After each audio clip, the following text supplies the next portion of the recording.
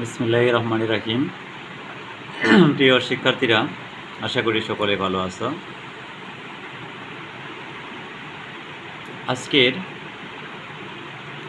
আলোচনার বিষয় এইচএসসি এবং এসএসসি শ্রেণীর পদ প্রকরণ।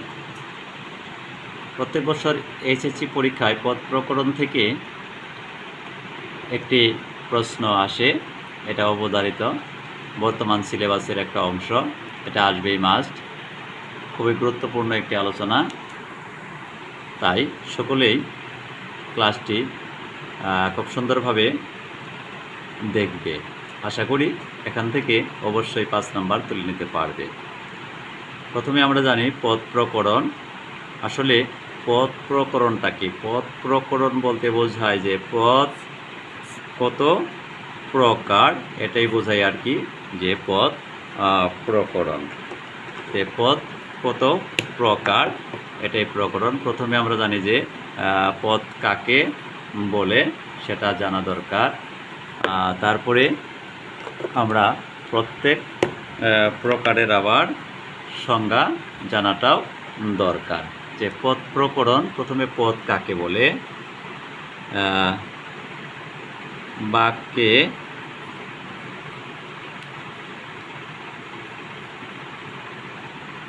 ব্যবহৃত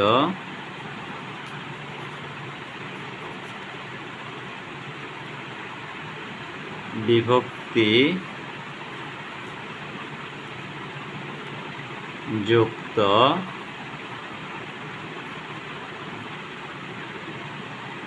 প্রত্যেকটি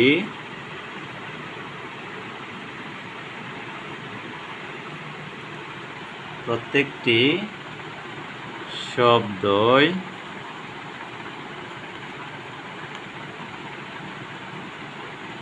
কোনো না কোনো পদ।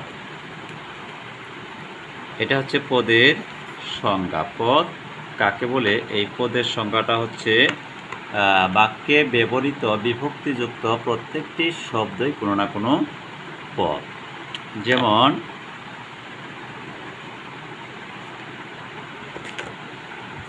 আমরা একটা উদাহরণের মাধ্যমে দেখি।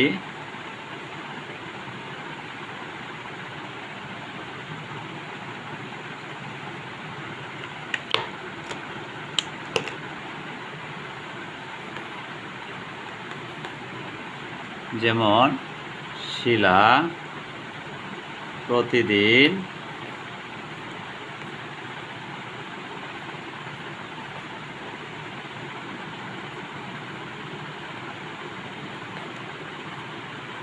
কলেজে যায়। তাহলে এখানে খেয়াল করো, শিলা একটা পদ, প্রতিদিন একটা পদ, কলেজ একটা পদ, যায় একটা পদ।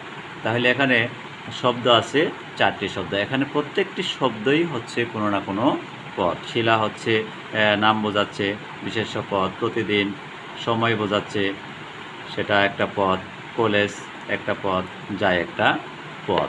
তাহলে আমরা পদের সংজ্ঞাটা জানলাম। এখন আমাদের জানা দরকার যে পদ প্রধানত কত প্রকার। পদ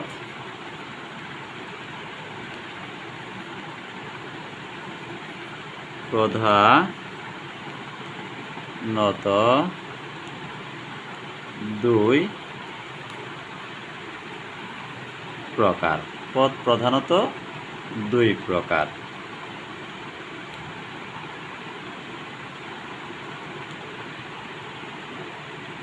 পদ প্রধানত 2 প্রকার। যেমন 1 নম্বর হচ্ছে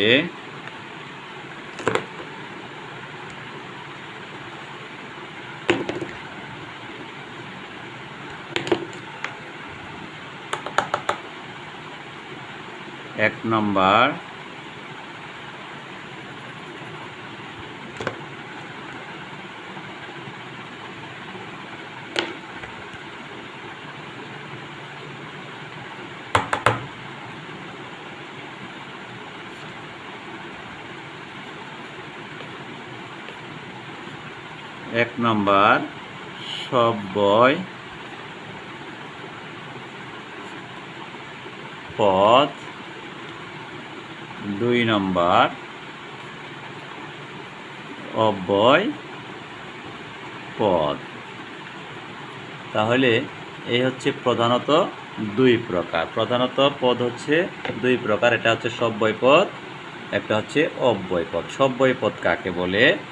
যে পদটাকে পরিবর্তন করা যায়, এক পদ থেকে অন্য পদে রূপান্তরিত করা যায়, সেটা হচ্ছে সব্যয় পদ। আর অব্যয় পদ হচ্ছে, অব্যয় পদটাকে যদি আমরা ভাঙাই তাহলে আমরা পাই ন যোগ ব্যয়, অর্থাৎ সমান সমান হয় অব্যয়, অর্থাৎ যার কোনো ব্যয় নেই, সেটা হচ্ছে অব্যয়। অর্থাৎ অব্যয় পদটা এমন বোঝায় যে পদের আসলে নিজস্ব কোনো অর্থ নেই,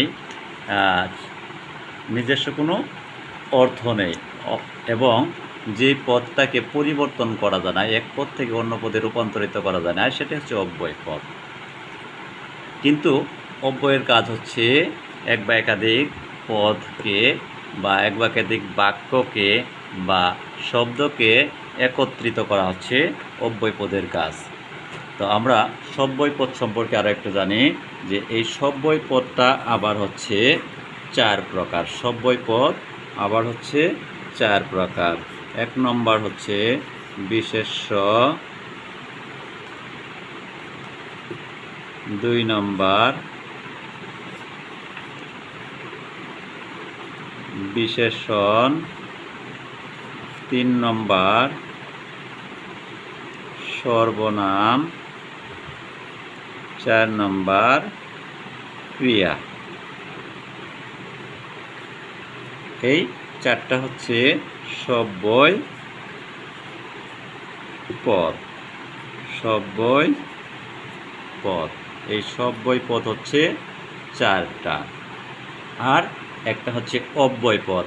এই মোট হচ্ছে 5 প্রকার পদ। প্রধানত 2 প্রকার, আবারও খেয়াল করবে। পদ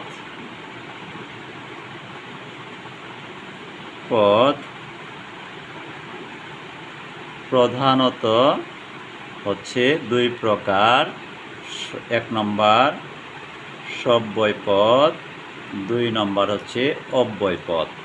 আবার এই সব্যয় পদটা হচ্ছে আবার 4 প্রকার, আর অব্যয় পদ 1 প্রকার।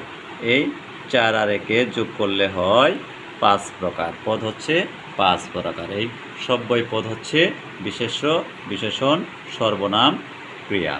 তো প্রিয় শিক্ষার্থীরা, পদের প্রকারভেদ এবং সংজ্ঞাটা আলোচনা করলাম। পরবর্তী আলোচনায় এই প্রত্যেকটা টপিক নিয়ে, বিশেষ্য, বিশেষণ, সর্বনাম, ক্রিয়া, এইগুলো নিয়ে আবার আলোচনা করব। আজ এই পর্যন্তই। যদি কোনো প্রশ্ন থাকে অবশ্যই কমেন্ট করে জানাবে। আসসালামু আলাইকুম, আল্লাহ হাফেজ।